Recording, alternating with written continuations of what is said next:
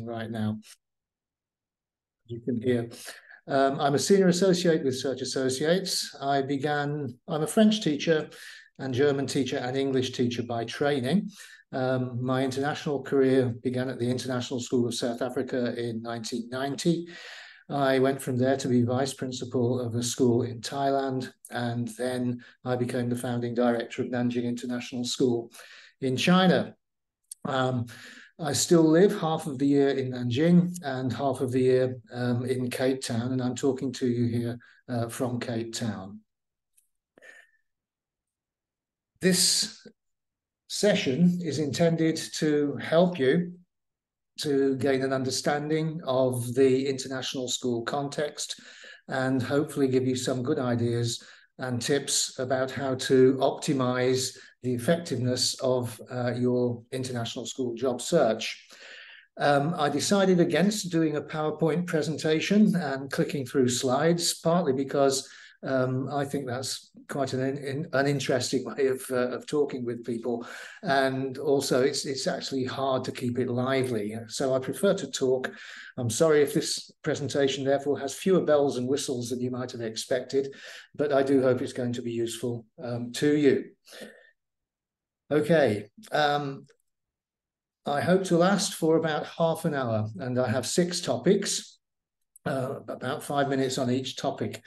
First, we're going to talk about understanding the international education marketplace globally and what it consists of, what kinds of opportunities and what kinds of schools there are out there. Second, we're going to look at the role of a recruitment consultancy such as Search Associates. Obviously, my examples are based on Search Associates. And what our relationships and responsibilities are regarding candidates and schools, and how that stance impacts your job search as a Search Associates candidate. Third, I'm going to talk about the annual patterns of applications, appointments, and placements, and how much of what is going on at any one time during the current recruiting cycle, the recruiting cycle being basically from August through to July, the Northern Hemisphere academic year. Fourth, I'm going to be speaking about writing cover letters, the relative importance of CVs compared with the importance of your own online account with a recruiting consultancy such as Search. Fifth, I'm going to talk about job fairs, their advantages, and how they can help boost your international school job search. And I'll give you some interesting statistics about those as well. And finally, the 6th point will be to do with preparing for interviews. And when we finish that, I hope to unmute everybody and open up for any questions that you might have. You might want to have a pen and paper handy if you want to jot down an idea that you have that you want to ask me a question about at the end of the presentation itself. Okay, so here we go. The first section, understanding the global international education marketplace.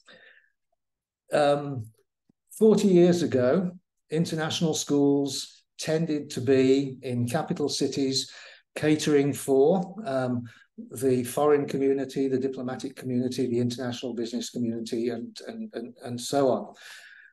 There has, as I'm sure you are aware, been an explosive growth in the number of international schools worldwide. I don't think anybody actually knows how many there are. SRC Research is a company which looks into this sort of thing, and I think their latest estimate was about 14,000 schools worldwide, which is a lot of schools. Search Associates has 750 member schools, and I'll talk a little bit later about how we select those member schools. So what kinds of schools are there out there on the international circuit? Well, it's not the sleepy diplomatic backwater school that is now typical of international schools. Teachers often talk about truly international schools, and I think what they mean by that is a school full of expatriates, children who speak English pretty well, and you're able to run a school in very much the same way as you might do in your home country, or your home English-speaking country, actually. Well, the demand from local families, host country families, for international education has fueled this expansion of international schools. And I'm not exaggerating when I say the majority of international schools in the world derive most of their tuition income from local families, from host country families. So how does this impact your job search? Well, first of all, there are all sorts of schools out there. The parent cooperative diplomatic community, international business community schools are still there, but they are in the minority. And there are other sorts of schools, bilingual schools. There are schools which offer a domestic and international curriculum. There are domestic schools which offer an international section. There are many, many different configurations. And these newer types of school are not commonly regarded as equally international compared with, let's say, the Vienna International School or the United Nations International School in New York. Those are regarded as pure international schools in many people's minds. However, my question to teachers who express a concern about going to work in an international school, teaching in the medium of English, to children whose home language isn't English, and they've got some concerns, ethical concerns about this not being a truly international school. I asked the question, what's wrong with host country children? And aren't they equally deserving of a quality education and your professionalism as those diplomatic children or international business people's children attending the more traditional type of international school? So in terms of your job search, I would encourage you to be very, very open in terms of the kinds of school that you are prepared to consider. It's not the case that because the school has predominantly host country children in it, that it's a bad school. Quite the reverse in most cases. Okay, so can I move on now to another aspect of the international education landscape, and that is this concept of for-profit and not-for-profit schools. And teachers generally they favour not-for-profit schools, and they think that the proprietary schools are corporate in nature and not as good. Well, first of all, I'd like to point out that the term non-profit is inaccurate. Not-for-profit schools do make a profit, and if they didn't make a profit, they would go under, financially speaking. So I prefer to use the term not-for-profit. The purpose of the school is not to make profit. The purpose of the school is to keep funding the future development of the school by investing its surplus into the resources, the human resources, the teachers and the staff, and the physical resources as well. Okay. The thing is, there aren't very many schools which are founded on a not-for-profit basis. They used to predominate in the olden days when there weren't so many international schools.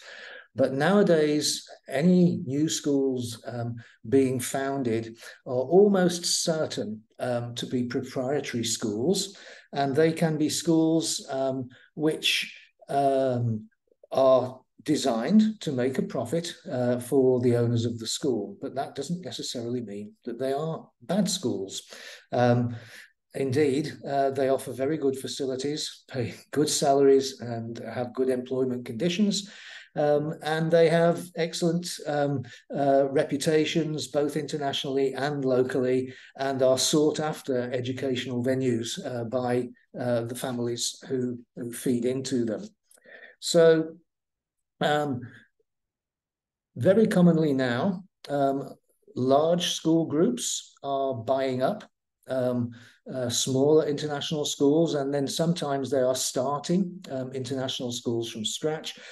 Groups such as ESOL, QSI, Nord Anglia, and Cognita are big international conglomerate groups who own schools, and they employ foreign teachers to go and teach in those schools. Some of those groups are big enough to have their own international recruitment circuit within that particular company. Nord Anglia is one of those. It even organizes its own job fairs. These are very, very big concerns. There are smaller groups as well, often derived from a successful business, and the business decides that it wants to branch out into international education. I can think of a few of those. The Utaloi group of only 2 schools in Guangdong province in China. Oberoi in India has now become a group of 2, okay? And probably one that many of you know of, the Dulwich College group, which has got schools in Asia, is what I would describe as a smaller group, but it is a for-profit organization, and it does run absolutely excellent schools, and the teachers that we have placed there have been happy in that for-profit school, in that for-profit context. So for-profit doesn't mean that it's bad. So what am I trying to tell you here about your own job search? Just be open to any kind of school. Before you accept any offer from a school, you would be wise to ask to speak to a couple of current employees who have similar family circumstances and professional circumstances to you, so that you can find out from the horse's mouth, as it were, whether you are likely to be happy and well treated at that particular school. My advice is to recruit blind to whether a school is a for-profit school or a not-for-profit school. And finally, inevitably, some locations are sexier than others. You know, Southeast Asia locations are very, very popular, which means that the competition for any jobs in those areas is quite stiff. But my point here is that it's very wise of anyone to be open to all sorts of regions. The more geographically available you are, the more regions you select as viable regions for you. First of all, the more times you will appear in schools' database searches when they're looking for a teacher in your field. Because if you exclude, let's say, East Asia, then no East Asia school is going to be following up on your Search Associates account. Okay, so tick everything. You can always say no to a school if you really don't fancy that particular area. Just be as open geographically as possible. Very often, those schools that you thought you wouldn't be interested in actually do contain very interesting professional and personal attractions for teacher candidates. Let's move on because I'm going a bit too slowly. The role of the recruiting agency, like Search Associates, and its relationship to candidates and its relationship to member schools. Well, this is just a description of Search Associates practice. Okay, we're actually a double agent because we work on behalf of the schools and we work on behalf of the candidates as well. And the first point of entry into that is the verification of members to establish that they are of an adequate standard. That applies both to candidates, and it applies to schools as well. So we verify schools that apply to join us in the same way that we get references for our candidates, and we verify those references before we accept that candidate onto our book. So it's a form of quality control. And just to inform you, what we do for schools is we take confidential references from currently employed foreign teachers at the school itself. Okay, we take several of those references. They're totally confidential, so the school doesn't get to see them. We also make contact with any known heads of school in the locality that are heads of verified Search Associate schools. And we also take account of the curriculum, the demographics, the style of governance of the school and its status as a for-profit or not-for-profit school. And of course, its status as regards international accreditation. So all those factors are taken into account when we're considering a school's application.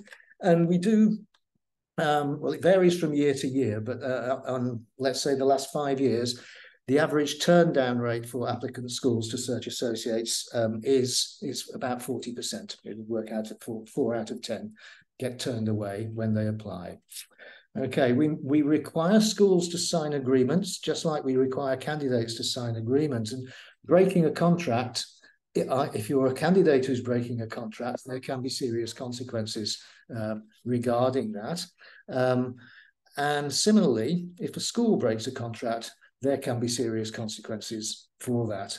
If I can be anecdotal, quite recently, one of my candidates was appointed by a school in southern China, and unfortunately, due to her nationality, the school was unable to get her a work visa. There was nothing the school could do about that.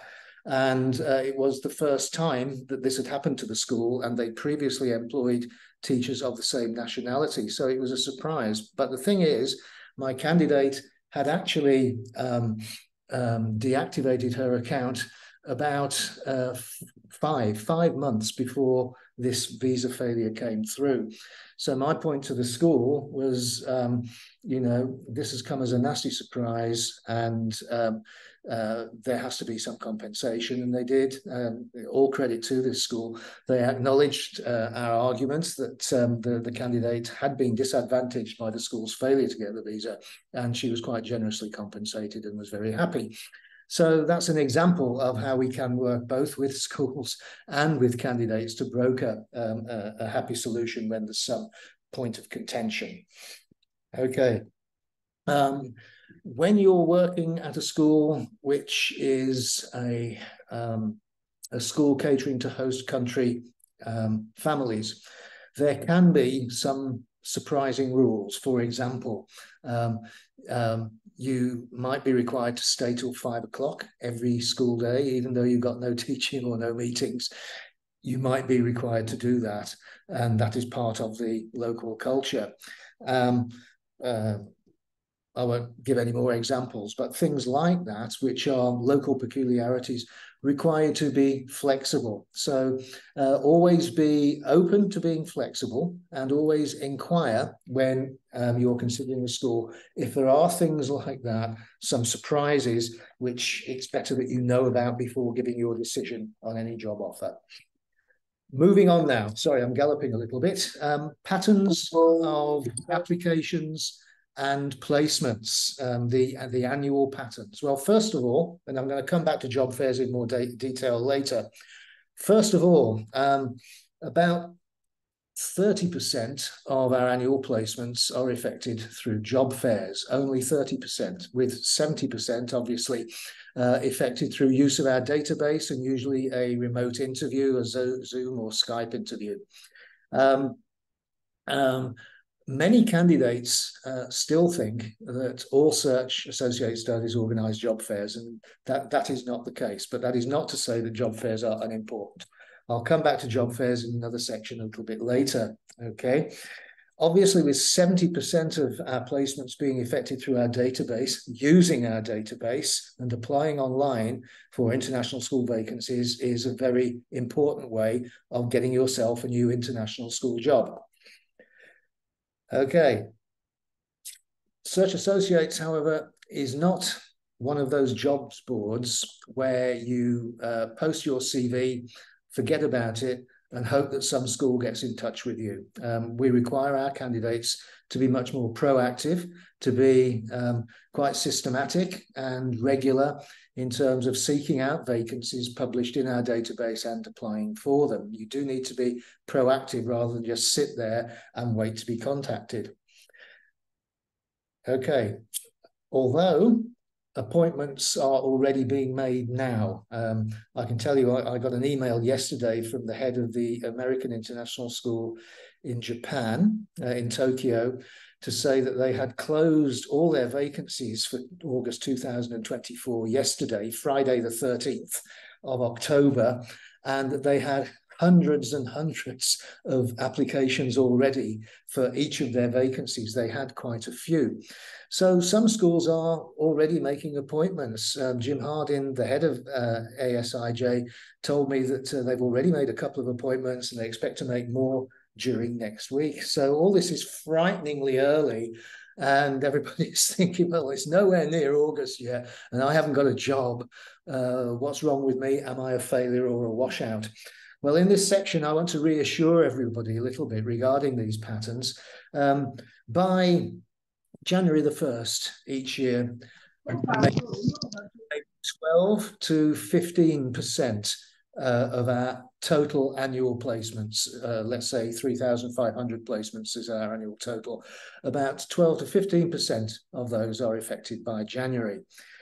Our mid-year point for placements is the middle of February. So that's after the major January job fairs take place. So looking at the glass that is half empty, then by the middle of February, half of the world's vacancies have already been filled. But looking at the glass half full, in mid-February, fully half of the world's vacancies are yet to be filled or even yet to be published. Okay, so in terms of putting a context on how rapidly you get a job, there's nothing wrong with you if you haven't got a job by the middle of February. Most people have not succeeded by the end of January. Okay, certainly I would say that if you have had quite a picky campaign and you've been quite choosy about applying to a particular type of school and you haven't been putting in that many applications, and maybe you were shooting for a promoted position. If you were my candidate in mid-February, I would want to talk with you about perhaps altering your strategy and compromising some of your criteria to increase your chances. But, you know, stick with what you are shooting for, certainly until mid-February, because there are plenty of opportunities out there. Okay. In terms of the traffic between schools and candidates, as far as applications are concerned, at this point in the recruiting cycle, the boot is very much on the foot of the candidate. It's the candidate who should be regularly applying for positions, and schools tend to sit back and wait for those applications to come in. Using that American school in Japan example I just told you about, that's exactly what they did. They knew that if they posted their vacancies, they're a popular school, they would get a very strong field of applicants for each of those. So rather than get into the database and look proactively for candidates and contacting them, they just waited for those applications to come in. Not all schools, in fact, most schools are not in that fortunate position to be that hugely popular. So that's something of an exception, all right? But generally speaking, the pattern is that if you are a candidate looking for an August 2024 job, you definitely need to be looking for those positions and proactively applying for them. Be regular. Be systematic and methodical. have a search evening, the one evening in the week where you're looking for new vacancies in your field and you're shooting off the applications for those positions. If somebody in your school is part of the 12 to 15% and they're walking around the teacher's lounge in mid-November saying, yeah, but I've got a job, haven't you got one yet? Aren't you worried? Don't let them upset you. Don't let them cause self-doubt on your part. There is nothing wrong with you. And they just got lucky, basically. Some people get lucky and others don't. Sometimes a teacher gets a job very, very early in, let's say, October, and reactivates with me a couple of years later, and is writing in November to say, I haven't had an offer yet, what's wrong with me? And there's nothing wrong. That person struck lucky the first time around and wasn't so lucky this time around, and is having to be a little bit more patient. If, however, you do get rattled and you're a bit upset about your lack of success and so on, then you can always write to your senior associate, even if it's just for a shoulder to cry on. But very often, we are able to make suggestions about how to enhance your application messages and this sort of thing, to give you tips about making your campaign a little bit more effective. Okay, so always go to your senior associate for support. We're on section 4 now, and I'm going to be quite brief on this. This is to do with the cover letter and the CV and making it count, okay? First of all, CVs, resumes, okay? If you're a search candidate, you've been required to upload a resume to your account. What is the purpose of having a CV or resume if you've got a full Search Associates account? Because there's all the information, in fact, more information in your search account because of the confidential references and the biographical notes than there are in a CV. Well, if you ask me that question, I'd say personally, I agree with you, because a CV, a resume, is meant to be an aide memoir. It's a quick reference, a summary of the candidate's career and education and interests. And it's something that at a glance, because it's got to be 2 pages maximum, as a recruiter, I'm going to look at and think, I'm considering this candidate, that is somebody I'm interested in. But any sort of deep decisions, they are actually going to go into your Search Associates account, where the information that you've entered is very much more detailed, okay? It's verified.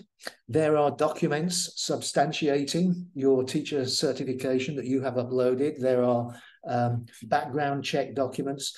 There are confidential references submitted independently of you, which attest to the quality of your professional performance and your strengths and weaknesses and so on. So don't overestimate the importance of the CV or resume. The Search Associates account is by far the most important document. However, when you are composing your CV, the best thing is to keep it simple, okay? Start with the employment history in reverse chronological order, and then your education history in reverse chronological order, and then any other stuff that you want to put in, your interests, your professional development, and obviously a list of referees at the end. Okay.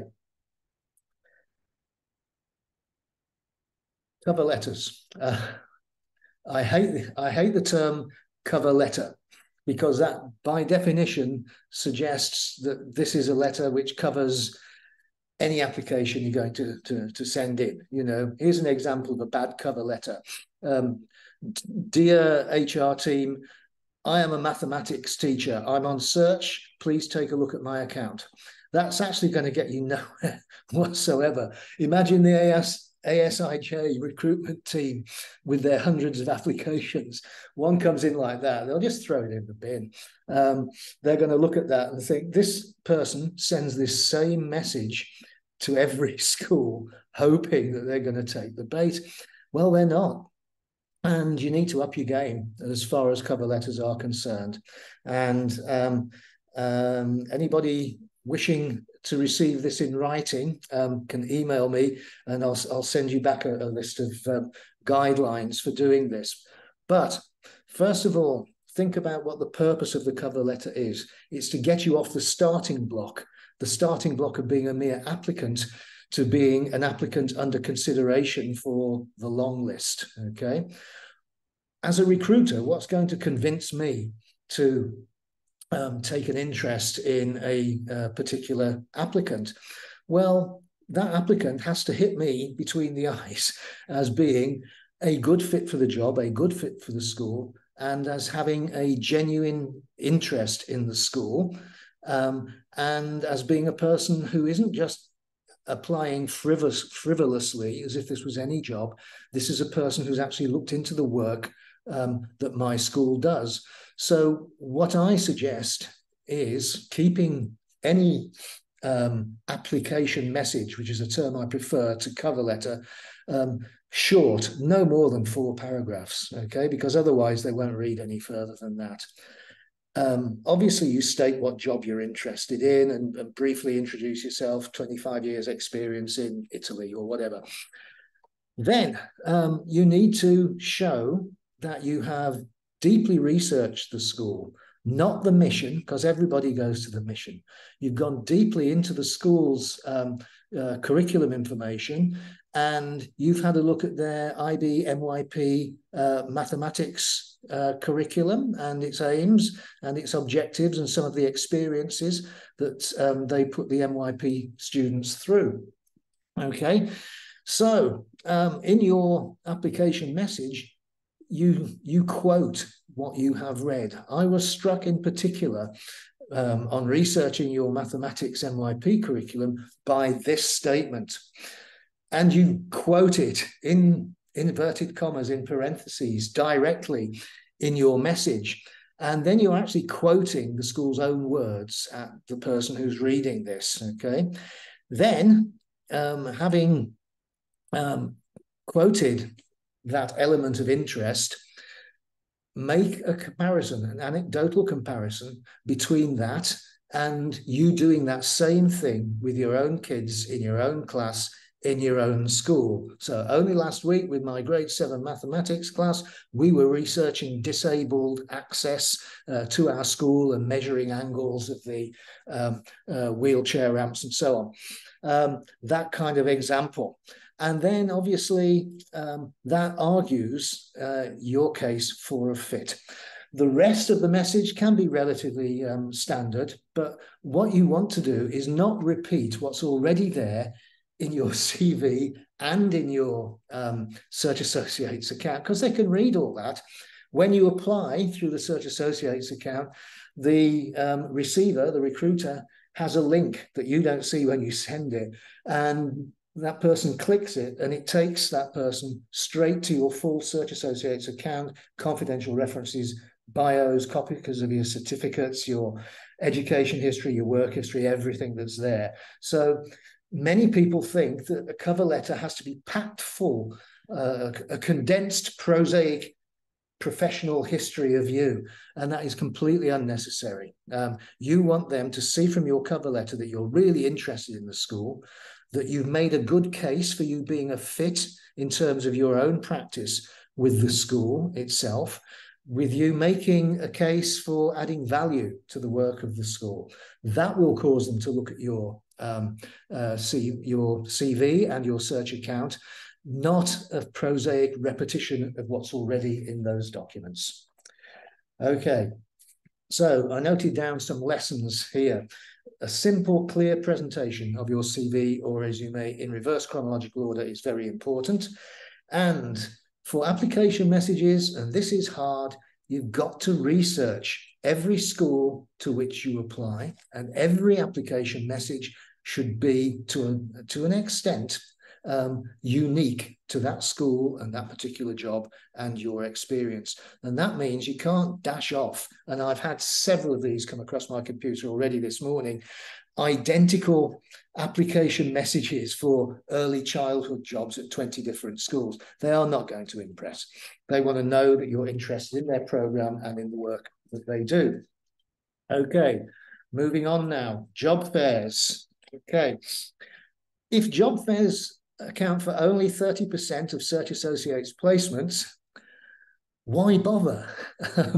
Well, if you dig down into those statistics, okay, let's say, I don't know, 40% of Search Associates candidates actually do attend a job fair. Let's say that's just for instance, okay? Of those people who attend a job fair, more or less everyone is guaranteed an interview, okay? Attending a job fair and not getting an interview means you have been unbelievably unlucky. And, you know, that's a very unusual circumstance. Or you're very particular about the location of the school or about the type of school that you want to go and work at, and none of them came up to your standard or expectation or criteria, and therefore you chose not to have interviews. Fact is, if you go to a job fair, you're going to get an interview. It's almost guaranteed, okay? And then 70%, 7 out of 10 of candidates attending a job fair receive an offer. Now, that's a very, very good rate of interviews, and it's a very, very good rate of offers compared with the interactions with a school. Applying through the database, you're not going to get so many interviews, and you're not going to get that probability, that level of probability of an offer. So it's the probability of getting an offer, it's the almost certainty of getting an interview, and the fact that for placements, then placements for job fairs, it varies from one job fair to another, but for a January job fair, 50%. Half of the candidates accept positions. And you're probably thinking, well, how come there's 70% get offers and 50% get jobs? Candidates turn down job offers, okay? People often get more than one job offer at a job fair, which is a very nice position to be in. But obviously, job offers do get turned down.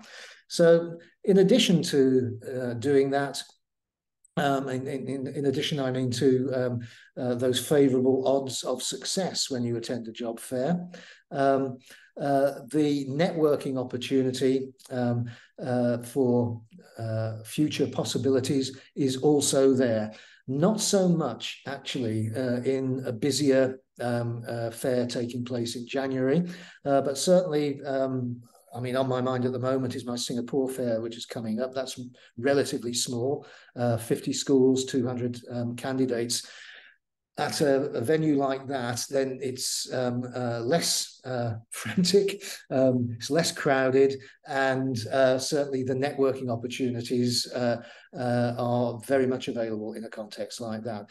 They're not non-existent in January, it's just that the recruiters do tend to have less time for speculative applications at a busier fair, at a busier recruiting period in the year.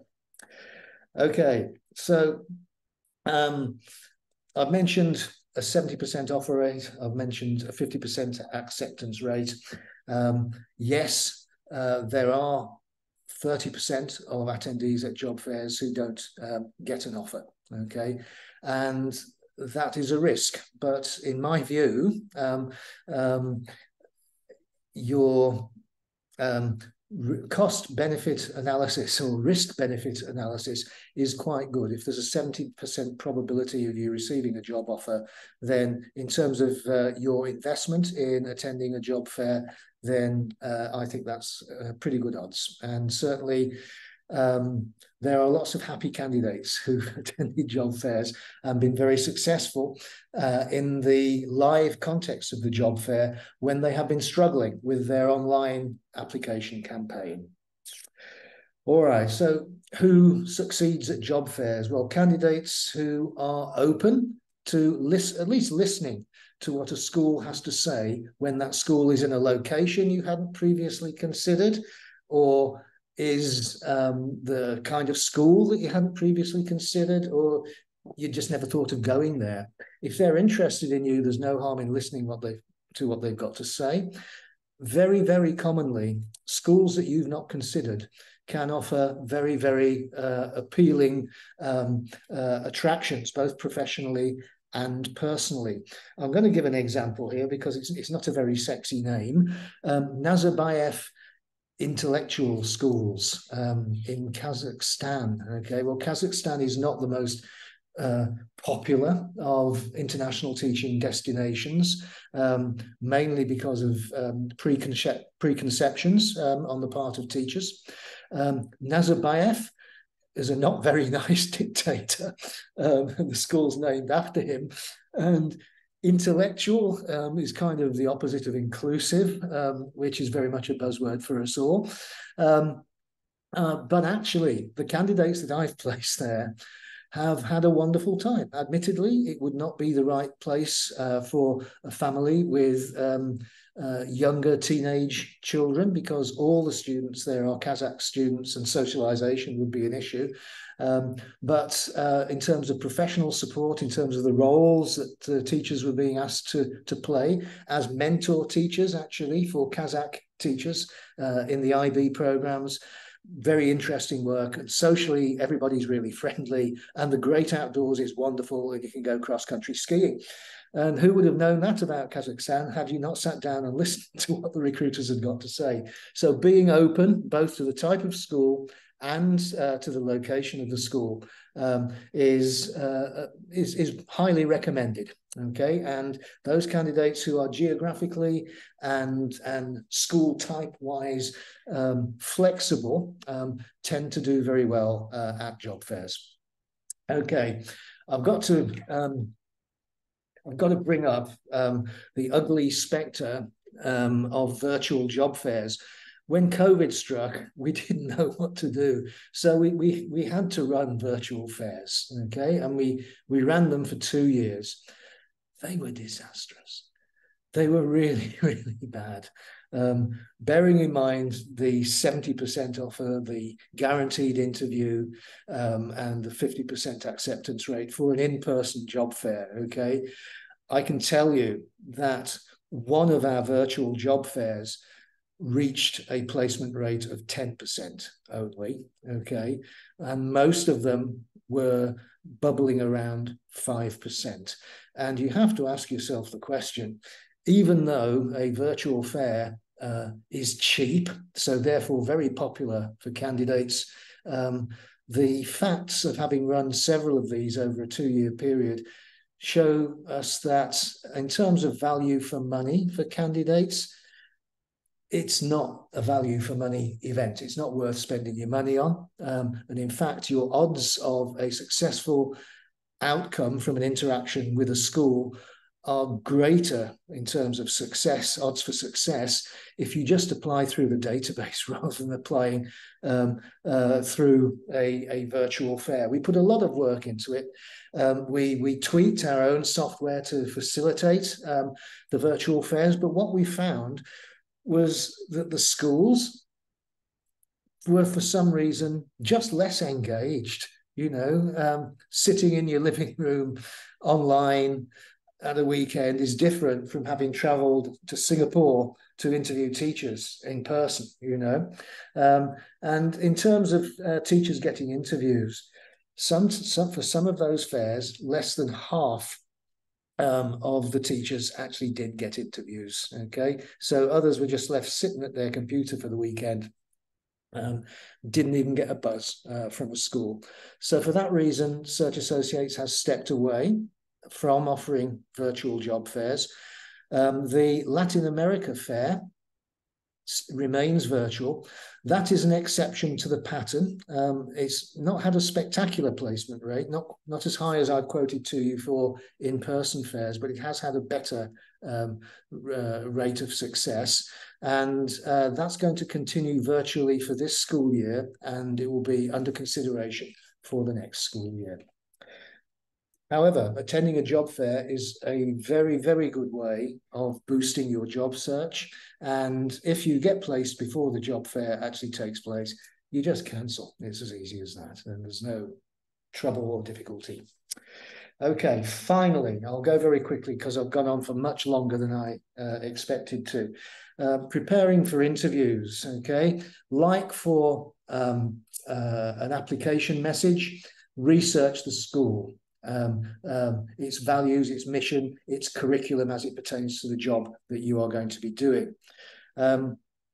When you're talking about the school, express enthusiasm for it, obviously, but also let them know by what you're saying, what you have found out. Let them know that you've dug into the information about the school. You know, I'm very impressed by your NYP mathematics program. Oh, why is that, says the interviewer, and then you can start to impress. Okay, don't just limit what you say about yourself at an interview to you and your classroom. Sure, you know, they want to know about your relationships with your students, but they also want to know about your relationships with the parents of those students, with your colleagues. What do you like in collaborative planning meetings for the PYP units of inquiry, for instance?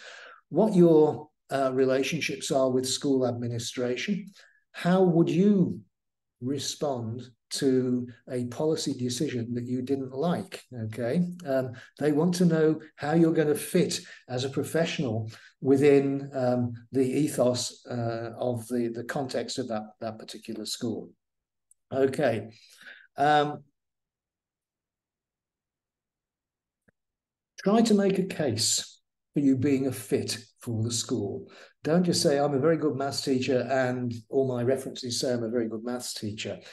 Try to make a case for why you would be a good fit for the school. Because I'm excited about the experiential nature of the mathematics curriculum for grade 8, and I do this sort of stuff in my own practice at the moment, and I think I could contribute and add value to the work of your school by bringing my experience and my enthusiasm for that kind of experiential learning that your school seems to promote. That's an argument for, it's a case for employing me, and that's what you should be doing at an interview.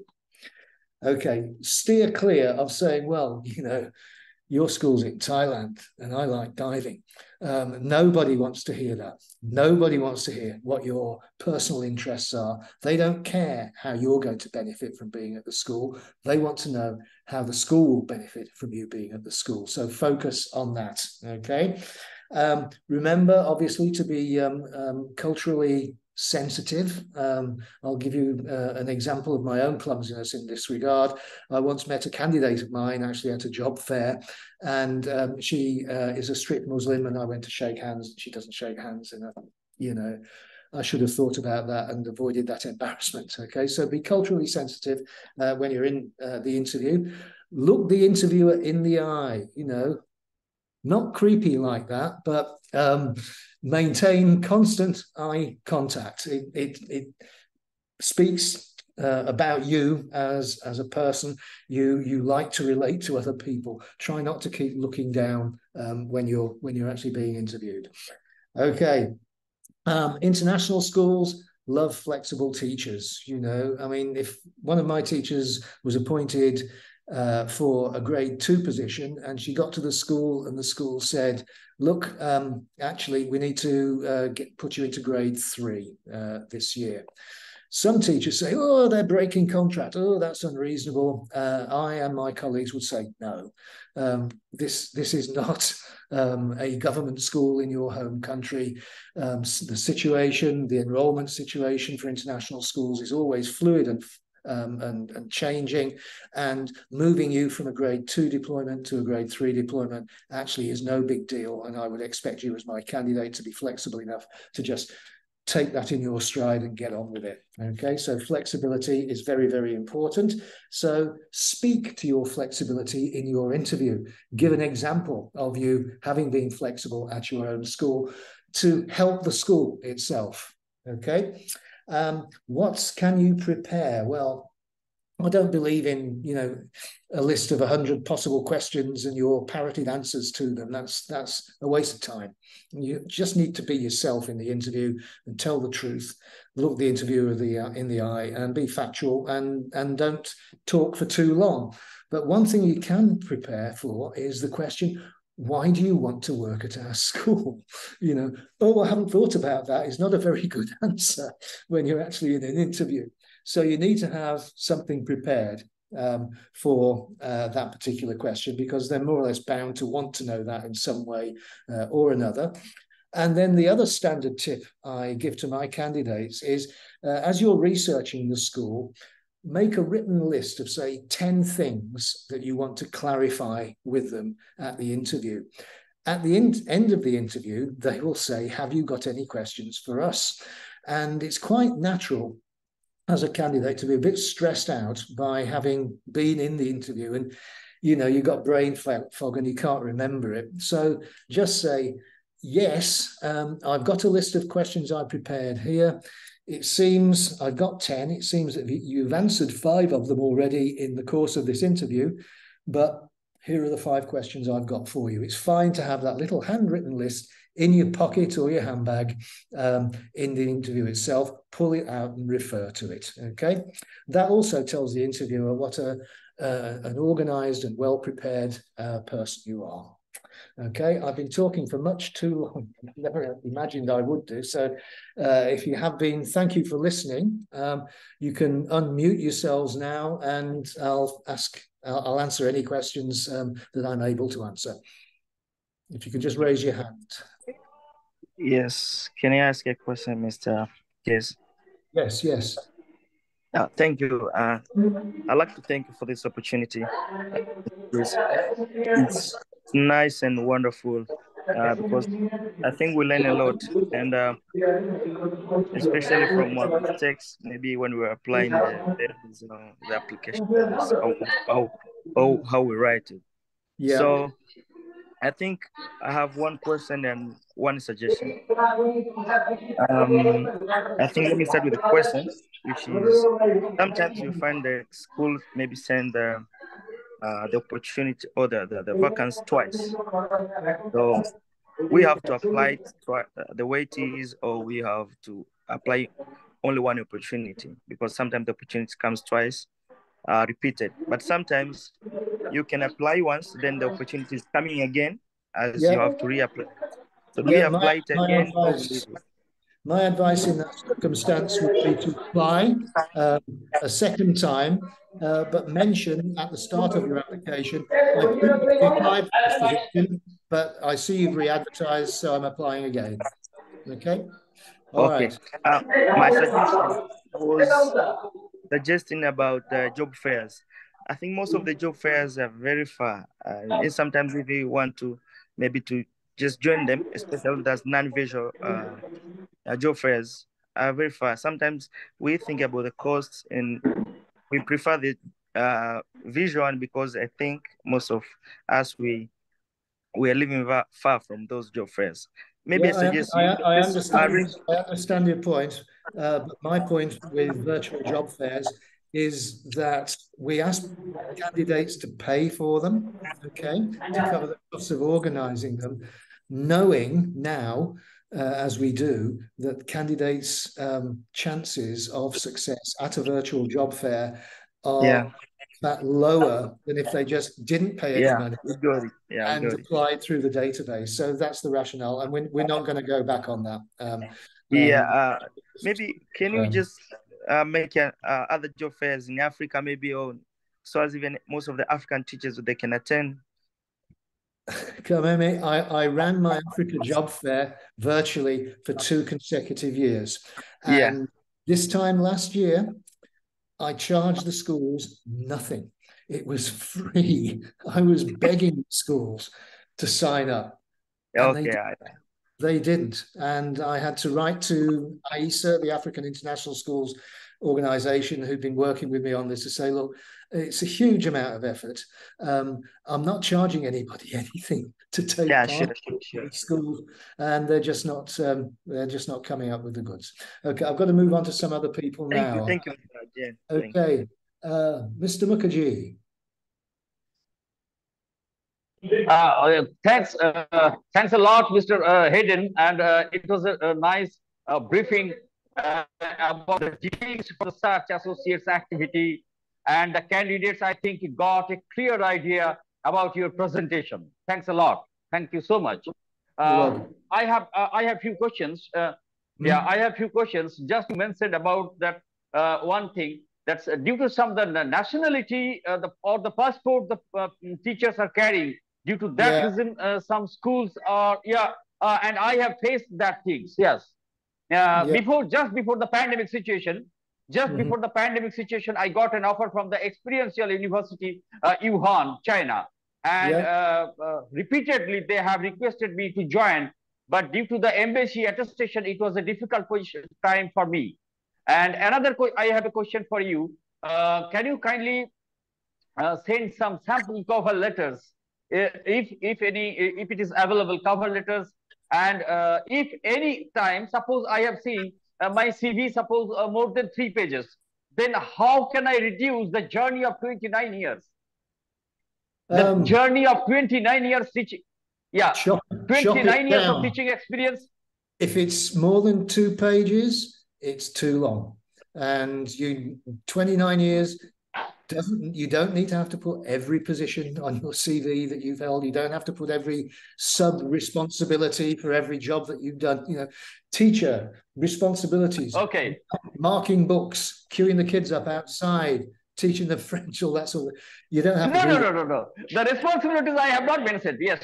No. Responsibilities I have not mentioned. Just the main role I have mentioned. I have done, and the period of the what I have attended in which country. Okay.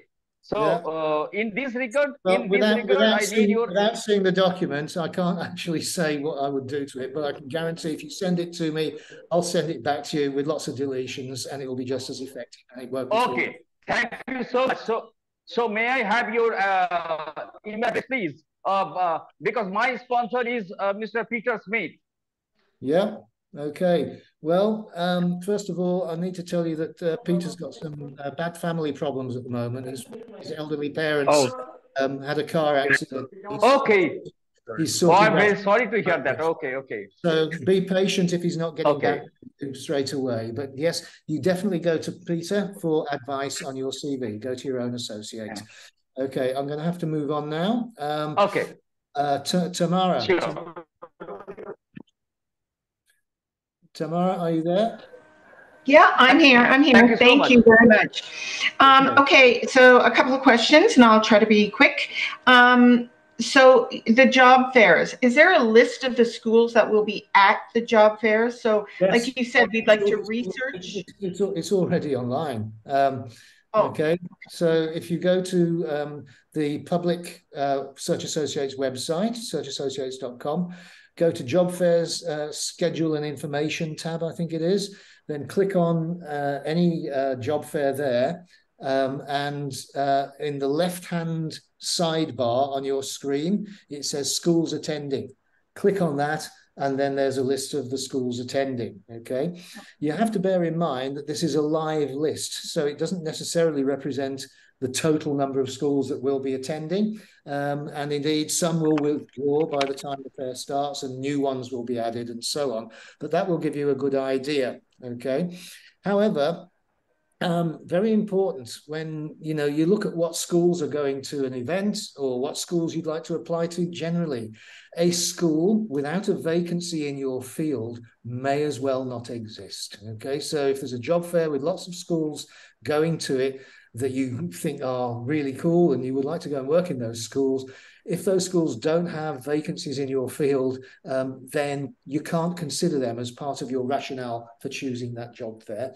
And if you need some advice on a suitable job fair, then always go to your own senior associate. They'll be very happy to give you some ideas about how to make the choice. Okay, and if you get like acceptance letters either through online, through search, or an acceptance at the job fair, is there a time limit that we have to, do we have time to think about it, or is there an acceptance that we have to do right away? The individual fair organizers do set a window within which you're supposed to actually accept, okay? Most of us don't actually go through religiously and delete after every 2 weeks, but as the job fair gets nearer and nearer, then that is likely to happen, okay? But there's no danger in you accepting an invitation to a job fair, and then if you decide not to go, each job fair has a penalty-free cancellation date by which if you withdraw by that date, it's normally 2 weeks before the fair starts. If you withdraw by that date, you won't lose the credit for that job fair, and you can use your first job fair credit for a different fair if you like. Similarly, you know, if you get offered a job before a job fair, you just cancel. It's not an issue, and there's no negative consequences for a candidate doing that. And sorry, what do you mean by job fair credit? I'm new to this. Okay, attending your first job fair is free. Yeah. Okay. Okay. Oh, okay. Okay. So that's and what that's what you mean. Okay. And last, is there a cost to join Search Associates or any other, like, is there something like that, or we just have to go on and create an application? There is a cost, and the database user fee is $225 US, valid for up to 3 years or until you get a job in an international school. Oh, okay. Okay, lots more, but also I'm just going to, I'll let everybody else question, but do we get a copy of this? I noticed somebody in the chat, because yeah, there's so much information. I've recorded it on the cloud, and I'm going to find a way of publishing it. Okay. Wonderful. So Thank you very much. Yeah, you'll be able to get the recording. Okay, somebody with bienvenue has a hand up. Hi, Gez, that's me. I just wanted to ask one question, and that is, should we use the contact school button on the database when the school is requesting us to contact them directly, or should we be doing both? Unfortunately, in my view, but I understand why, some schools do like to direct candidates to apply through their own system. This is usually because they've got an HR tracking system and they can feed the data into that. Schools which do that should have asked our permission, and we have a list of schools which we've said, yes, okay, we'll explain to our candidates that it's okay for them to do that. What I ask my candidates is to write to me if they come across a school requesting that they do this, and I will check for them, for the candidate, if this is one of the schools for which we've given permission to do this. If it's a school asking candidates to do this without our permission, then I ask our school's coordinator, Maylin, to make contact with the school and to look into their motivation for doing it. Okay, great. Thanks very much for that. Okay. Who's next? A436 Shenwu. Are you there, A436? Your hands up? No? Okay. Ryan Parry. Yes, sorry. Sorry, you're there. Yes, sorry. May I still ask the question? Yes, please go ahead. Okay. My question is, you were mentioned previously, you were saying you encourage us to apply the position from a school regularly. What do you mean by that? What I mean by that is every week there should be an evening, a couple of hours that you reserve as your Search Associates hours, and go online, log into your account, look for vacancies in your field and apply for them. That's what I mean by being regular. Do it weekly. We do not just write the email to the same school over and over. No, I don't mean repeatedly. Okay, thank you. New application. Thank you very much. Thank you very much. You're welcome. Okay, Ryan Parry. Hello, thank you for the presentation. I'm on my phone and I'm traveling. So one quick question. Yeah. And you're my associate. So I guess maybe this is a perfect question for you, is that During this job searching right now, all individual schools are having their own sort of recruitment fair or like information sessions. Now, I know you jokingly said 30% people think that all you do is the job fairs, but would this information come from the associate saying, like I know JIS and Jakarta just had their like recruitment info fair, and Dulwich has one today.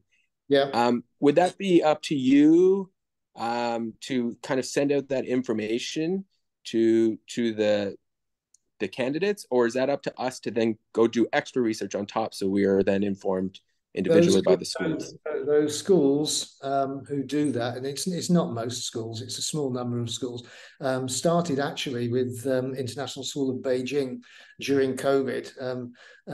Several China schools, in fact, started to do their own job fairs because they couldn't employ anybody from outside China, and they needed people from inside China to go and work at those schools.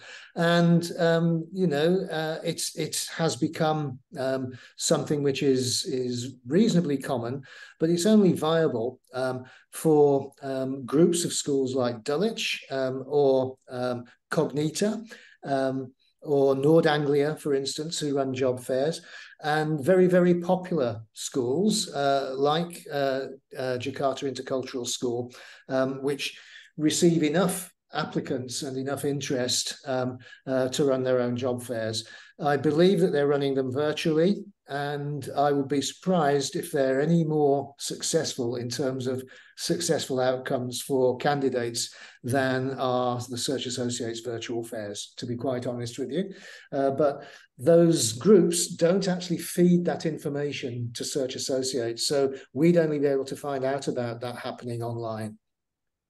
Okay, so just as quick as the candidates. Yes, we have no advanced knowledge of that, right? Okay, thanks very much. You're welcome. Okay. Who's next? Ava. Hello. So I have a question regarding the benefits. And would you say that on the database, it's the information is up to date? Because I know for a fact that my current school, they say they would only give benefits for one tuition for one child, but actually some teachers got more. So would the information on the database keep me from applying to a school, or should I just go for it and then we'll see if they can make an offer? Because in my case, I have 2 kids. Yeah, I understand, Ava. We've just gone through a process, and it's an annual process, where schools have to verify the information in their accounts, and they have to sign a new agreement with Search Associates. So at the moment, I was going through the list of about 40 schools that I'm responsible for only yesterday, and about half of them had done this and about half of them hadn't done it yet. So I was obviously nagging those who hadn't updated their information to do so.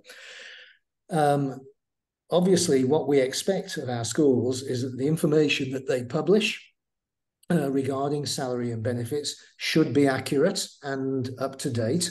In the case of tuition for children, if they say only one child, it's probably the case that they won't be flexible on that, okay? But there is no harm in writing to inquire. So if there's a school that you would like to apply to, but it's saying that they only cover one tuition, you might want to write to their HR to say, before I begin my application, I've got 2 children. Is there any flexibility on your policy regarding tuition waiver for staff children? Okay, so first I'll ask for flexibility and then maybe apply. Yeah, I mean, sometimes they can have that flexibility. Yeah, I know they are doing that in my school, so.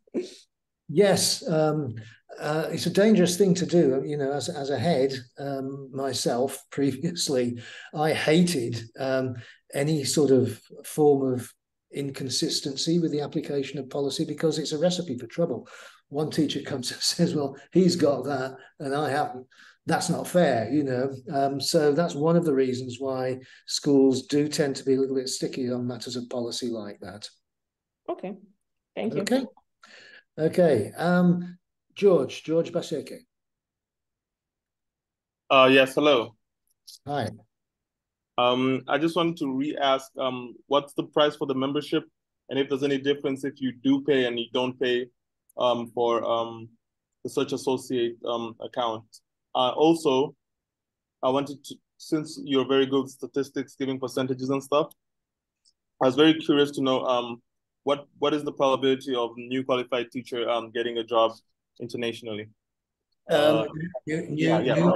Newly qualified, I would recommend at least 2 years domestic school experience before you branch out into international schools, because it's not just the schools and their preferences. Some countries actually impose a minimum amount of previous teaching experience on teachers. I think China now has a five years prior experience requirement before any school can even consider you. So to get 2 years is a good idea. Okay, and then you are a maturing teacher. In terms of the database user fee, all our offices charge $225, except the UK offices. Because UK law disallows charging of fees to candidates. So candidates who are resident in the United Kingdom, okay, do not have to pay the UK offices a database user fee, but they have to be resident at the time of application in the United Kingdom or Ireland. Okay. Okay. All right. Who's next? Louisa. Hi, thank you for that. Thank you for your time and for your help with this. Actually, I'm also registered with Peter, and I had a question. Unfortunately, it's also related to some schools asking me to apply in their webpage. I don't have a problem. I mean, it's time, but okay, I can fill these applications. My question to the office was, they're asking for references, and during the summer, I just went to Poland where I used to work previously, and I went to all of my old schools, ask for references. You know, people that are very busy, and I don't know how to handle now the situation that I need to re-ask for these references practically 1 month. You shouldn't be asking for that, actually, and they shouldn't be requiring you to do that. All I can say is you should write to Peter's office, write to his wife Janelle as well, okay, because she's obviously filling in for him a bit while he's sorting things out for his family. Okay. I mean, like, I wrote to both of them like a week ago, and actually my question was, should I give as a reference the Search Associate, like Janelle's email, for example? Is this a Search Associate school that you're applying to? Yes, so I'm finding the Search Associate, like Gez, they are asking me to apply on their webpage, and a few others are asking me to apply on their webpage. Which is the school? One of them is Gez, Jakarta International School, but there are others. I found like 3 that are quite interesting. One is India, another, I think that very interesting positions are actually asking you to apply in their Well, I'd need to refer to the list of schools which actually have our permission to require candidates to do that before I could give you a factual answer to your question. But if you want to just shoot me an email after this meeting, I'll get back to you today with an answer to those questions. Thank you. But where do I find your email? Sorry. My email is easy. It's Hayden, Hayden @searchassociates.com. Okay, thank you so much. Thank you. I think, Mr. Gez, we can send your email into the message, then they'll get it. Yes, okay. All right. RM, only the initials. Hi, this is Rita from India. Nice connecting with you for the first time over the Zoom call and getting a lot of information. Just wanted to check that there is a school. I don't want to take a name of that school right now.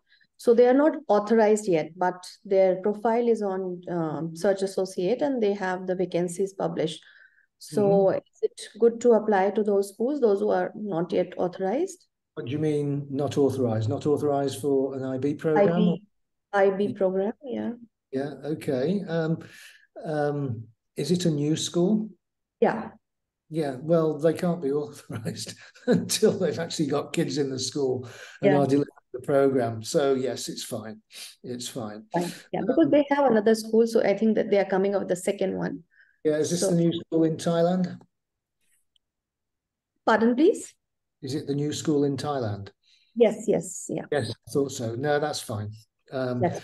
Like all of our schools, it goes through a referencing process before it's admitted to Search Associates membership. We turn down about 4 out of every 10 applicant schools. This is a school which is extremely well funded, owned by 2 twin sisters, I believe, in Thailand. The head of school is someone who's been working with Search Associates for many years now, so he's a known and trusted person. The school is obviously investing properly in setting up the school in terms of its physical infrastructure, but also putting in place and employing the senior leadership team already to do all the interviewing and getting the staff on boards and getting the school ready to start next August. So yes, it's fine. They can't get IB authorizations until they're teaching the kids. So they have to implement first and then get authorized. Okay, and Sally. If possible, please send me the recorded videos to each and every candidate. I will make the recording available as possible. Please. Yeah, I will. Okay, Sally. Hi guys, thank you for a wonderful brief, very detailed and clear. I have 2 questions. One is that I'm looking for a job now, open for work, and then what is the probability of getting job in the middle of the year that I would start from Jan? Very low. Very few vacancies are mid-year starts. Okay, very few international schools actually have a school year starting in January, and those that do tend to be Australian international schools or schools in South America. Okay, but the vast majority of our schools operate on a Northern Hemisphere basis. And that means that because they have contracts which are usually 2 years long, then the changeover point is in July of every year. Okay, so if you've got a January vacancy, there's a reason for that. Teacher's gone ill, has had to go back home, or family problems, had to return home, or bad teacher ran away. That sometimes happens. And in terms of opportunities, there are opportunities out there for January, but not very many. And it's true to say that you will have a greater range of choice and a greater range of opportunities in terms of those schools offering vacancies for August starts rather than January starts. I mean, to give you an example, my London January job fair earlier this year, there were about, I think, 1,200 jobs at that job fair. There wasn't one for January. There wasn't one for an immediate start. They were all for August. So that puts a context, if you like, on the relative number of January vacancies compared with August. Okay. But for Australian vacancies, I have looked at where they ask for some Queensland certification or Australian certification. So which I do not have because I have been teaching in IB school for most of my career so far. Yeah. So, well, that would be, are these both Search schools that you're talking about? Are they Search Associates member schools? Yeah, Search Associate, yes. Okay. If they're doing that, if they're requiring national certification or provincial certification from Australia, that's probably to do with the policy of the school in terms of the nationality of the teachers that they are employing to that Australian education establishment. Canadian International School in Hong Kong, for example, has a quota and it has a certain proportion of its teachers who must be not just Canadian nationals, but Canadian certified as well. So if there are restrictions like that at any Australian schools, my guess is that the reason would be it's that policy, trying to keep the school as an Australian international school rather than an all mixed up international school. I have one more question, please. One of the schools, couple of the schools I have gone to, I have looked at, they are asking for a video of you teaching, which I find difficult to have it when I'm teaching in class. So I will have to take school's permission or management permission to have such video. So how can we deal with such an issue? The way you can deal with it is to comply with the request, because if they're requesting a video, you've got to provide a video, and if you don't, they won't consider you. Sorry. Explain it to your school administration and say, look, I'm stuck here.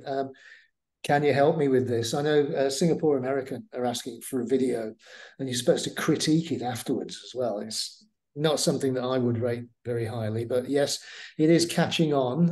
American school in Japan, I think, are asking for videos as well these days. Yeah. Okay, so yeah, the only way to deal with that is to obey. Okay, John. Well, thank you so much. Thank you very much. You're welcome, Sadie. I have a quick question about transferability of different programs. So I'm an AP teacher, and I'm looking for positions that have an IB program. Do you find that schools are willing to accept teachers with a lot of experience in another system if those skills could be applied to one they have? What's your subject, John, if I might ask? History, AP history. Okay, all right. Yes, I think an IB school would consider you, but it's likely to be a larger school with a big IB diploma cohort of students, okay? Because it would be risky from the school's point of view if you were going to be the only IB history teacher, employing you to teach a curriculum that you'd not been trained in, and you've got no colleagues to guide you with, and there's no necessarily written curriculum even before you get there. So if you're looking for a start with an IB school, then the larger schools, I think, are going to be more fertile hunting ground for you. Thank you. Okay. And Hilary? Hi. Gez, you are actually my associate, so I'm pleased to actually meet you. Nice to meet you too. And I was hoping to go to the Singapore job fair, but we were looking mostly to go to Malaysia, and I don't see any Malaysian schools that you're on the list. No, we have invited, but they've not wanted to come. Can't force them. Really? Yeah. You've got to understand with the Singapore Teaching and Leadership Fair, it's actually quite an early fair. It's the first in the sequence, and some schools just aren't ready with their vacancies, and I would guess that's the case for the Malaysia schools. We invited all the schools, within hopping distance of Singapore, so all the Southeast Asia schools and so on have all been invited. What we've got is a list of 50.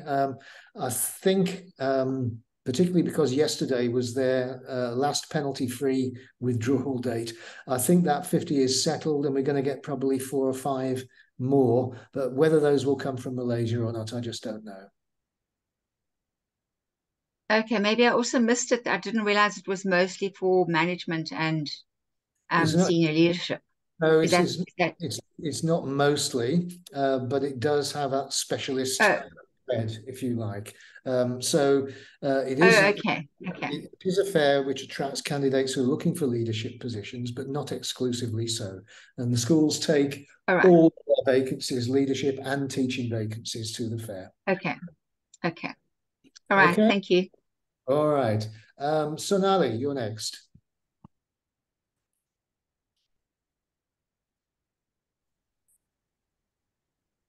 Hello. Hi. Nice to meet you guys here. And I was just listening to everyone. My concern is as some of them have already pinpointed that the schools want them to apply through their website. It's fine that we can fill up, but again, they're asking for the references. Is there a possibility that the school can use the references that we have already submitted in Search Associates? Yes, there is the possibility. Okay, but I can't really comment specifically, Sonali, unless I know what the school is. And if I know the name of the school, I can then check on my list of authorized schools who are doing this. Okay, and I can then reply to you what the arrangement is between Search Associates and the schools. Okay, some schools, for instance, ISKL in Kuala Lumpur, for instance, they require you to go through their website, but they don't actually ask search candidates for any references and so on. They ask you simply to register with your name and the job that you're interested in and so on. So not all of them do that, but I'd need more information from you in order to give you a full answer. And I would need to refer to my records before I could give you that answer. Yeah, because, sometimes when we are leaving the school, I shouldn't speak here, but sometimes, they may give good feedback, or I don't know, like which type of feedback they are going to give, because already they have given on Search Associates and they may not be willing to give again. So in that case, we are on the not benefit side of it. Yeah, I agree with you, and I think it's a bad thing that referees get bothered twice by schools. But I would have to look into this particular school and what its arrangement is before I can give you an answer that I'm 100% sure about, Sonali. So if you Thank you. email me after this meeting, and I'll try and help you. Okay, thanks. Thanks a lot. You're welcome. Okay, Ezekiel. Thank you for this great presentation. You're welcome. That's quite helpful. My question is this. What do you advise if someone has not taught IB before, but has British curriculum skills? So do you advise that person to apply to schools that offers IB or AP? I think you have to. Okay. If you're looking for an international school position, there are so many schools offering IB programs that you can't leave them out. Okay, if a school is saying in the advertisement that it requires prior IB experience or prior AP experience, then it's probably not worthwhile applying, because they're going to write back and say, sorry, we did specify we needed prior experience. Okay. Look out for those vacancies at schools offering IB programs where they're not making that specification.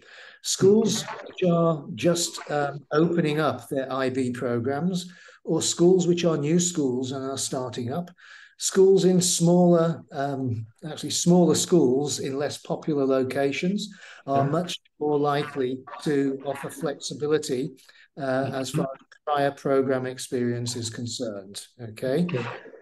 Having said that, as I was saying, I think to Ryan earlier on, the larger schools with larger departments are able to provide a mentor for teachers who don't have that prior experience.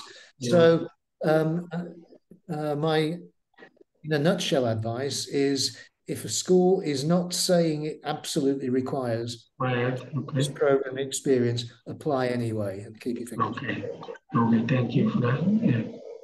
Okay, all right. I think that covers all the hands up. Okay, and I've been talking for about an hour and a half now, so I'm a bit tired and I'm gonna have a cup of tea. Okay, so if you have been, thank you everybody for listening. If you haven't, well, never mind. Okay, I'll find a way of getting the link to everybody when my brain comes back and settles inside my skull again. So I'm ending the meeting now. Have a good weekend, everybody. Bye-bye now. Thank you, Mr. Gez. Thank you. Thanks. Bye.